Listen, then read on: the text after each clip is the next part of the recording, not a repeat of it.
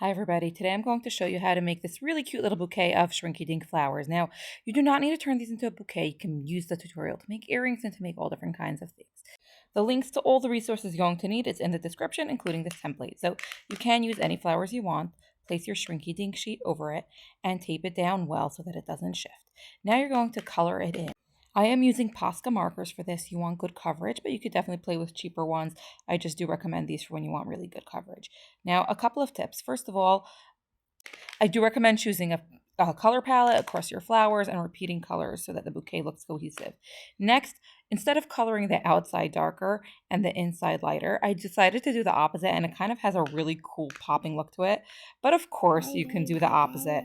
So I colored the inside one color, and then I made the thick outline of the original drawing in the lighter color. Now, again, another tip, if you're going to need to prime and pump your marker, do not do it on the project because I did that at one point. It pulled too much, and when I shrunk it, it cracked. So you want to prime it off the project. You want good coverage, but not pooling. And of course, you can add more details if you want.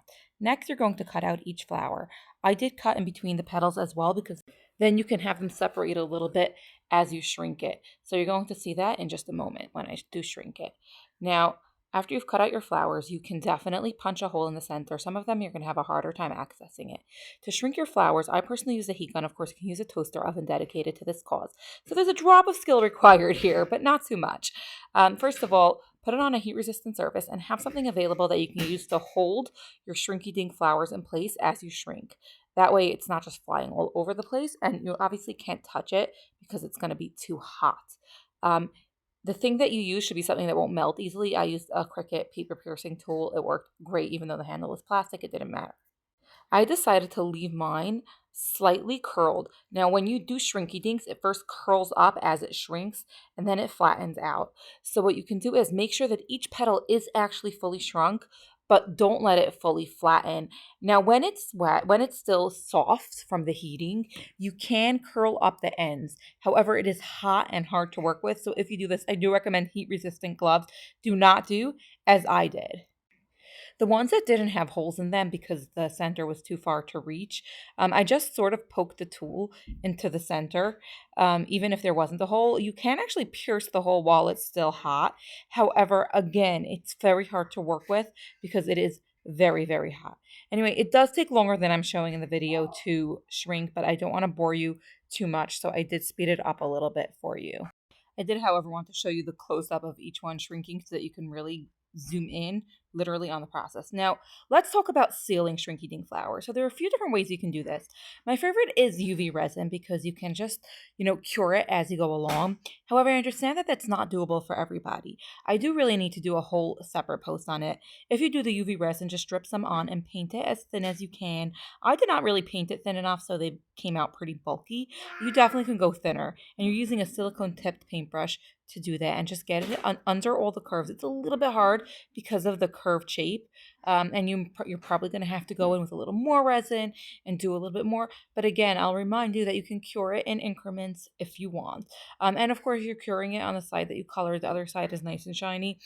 You don't need to do it. I'm sorry, you're sealing it there. Now, another great option if UV resin is not an option for you is Mod Podge Dimensional Magic. And again, you can find the links to all of these resources in the description on my blog, jewish.momsandcrafters.com. I did create this craft for Shavuot, so that's why it is specifically on that blog. That is a Jewish holiday. However, of course, this is a great craft for anybody. And again, I'm going to tell you, please excuse my baby. He's with me, and I need to get this post up already. Anyway, back to Dimensional Magic. So you just simply pour it on, and you use a toothpick to spread it around. Now you can see that this is the one that pulled in the center, and you can see that it cracked. It was still usable. I'm talking about the paint markers that pulled in the center. It was still usable. It just had that crackling in the center, so it wasn't as nice. Now again, you're holding it down. You're spreading out your Mod Podge Dimensional Magic. Now the biggest disadvantage of Dimensional Magic is that you have to wait for it to air dry. So again, you can't go too thick. You do want to try to pop the air bubbles. That's something that I neglected to do. And you don't want to go too thick because then it's just going to take forever to dry. So go ahead and seal all your flowers.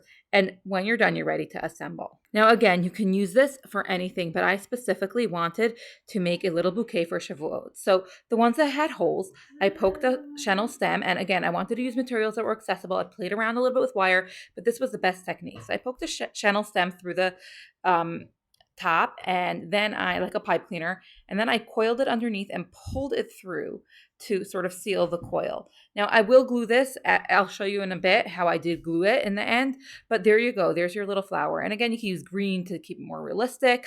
Now for the ones without holes, you simply coil a bit at the end. You can do the sealing. I didn't do it on this one, but I did do it on other ones, or you can just turn it downward. And then you stick some hot glue. And once again, you stick the Shrinky Dink on top, and it actually works beautifully. It looks a little hacked, but no, it comes out beautiful. It was a very, very smooth process that just worked out very well. Again, you can hack something up with wires, but you don't need to. These pipe cleaners work really well. So you can see that I did glue around under the base of those flowers in the end. It just made it more secure and helped it sit better.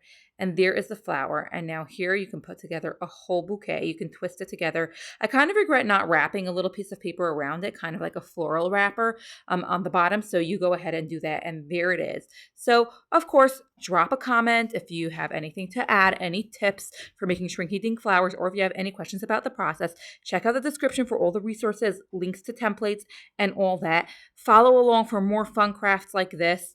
And of course, hit the like button so more people get to see it.